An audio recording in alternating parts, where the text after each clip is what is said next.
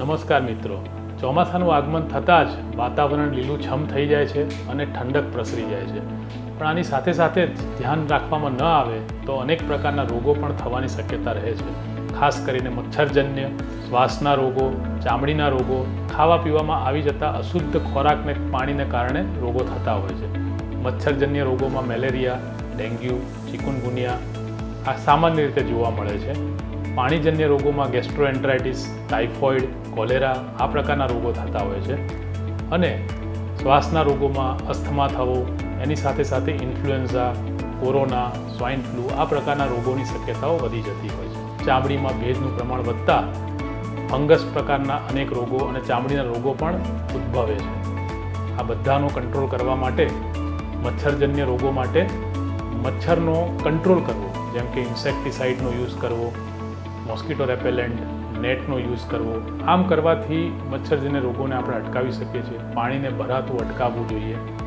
ખાવા પીવાની વસ્તુઓમાં સ્વચ્છતાનો આગ્રહ રાખવો જોઈએ. ગરમ વસ્તુ જ આપણે ખાવી જોઈએ. બહારની વસ્તુઓ આપણે ન લેવી જોઈએ.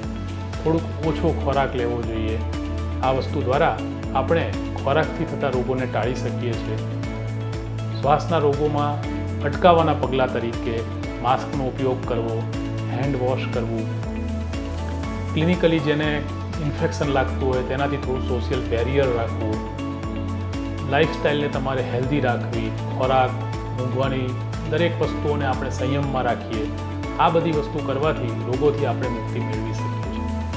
આ બધી જ વસ્તુનું પાલન કરવા છતાં પણ જો કોઈ રોગ આપણને થાય તો શું કરવું? તો તેવી કન્ડિશનમાં એ રોગ પ્રત્યે દુર્લક્ષ સેવવાને બદલે આપણે જાગૃત બનીએ, એક પ્રોપર મેડિકલ સલાહ લઈએ, વહેલી તકે ટ્રીટમેન્ટની શરૂઆત કરીએ. મોટાભાગના કેસમાં ટ્રીટમેન્ટથી રોગ સારા થઈ જતા હોય છે, પણ ઘણી વખત એમ થાય કે જો તમે પ્રોપર ગાઈડન્સ હેઠળ યોગ્ય ટ્રીટમેન્ટ ન લો, સેલ્ફ ટ્રીટમેન્ટ કરો, અનક્વોલિફાઈડ વ્યક્તિ પાસે ટ્રીટમેન્ટ લો, તો આ બધા રોગ વધી અને કોમ્પ્લિકેશન થવાની શક્યતા રહેલી હોય છે. દરેક તાવ, દરેક ખાંસી, દરેક ઝાડા ઉલટી એક સરખા હોતા નથી. દરેકના કારણો અલગ અલગ હોય છે.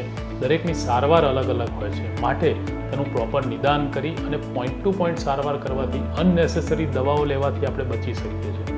ઘણી વખત જરૂર ન હોય છતાં પણ એન્ટીબાયોટિક્સ, ભારે પેઇન કિલર્સ, હેવી મેડિસિન્સ લોકો લેતા હોય છે.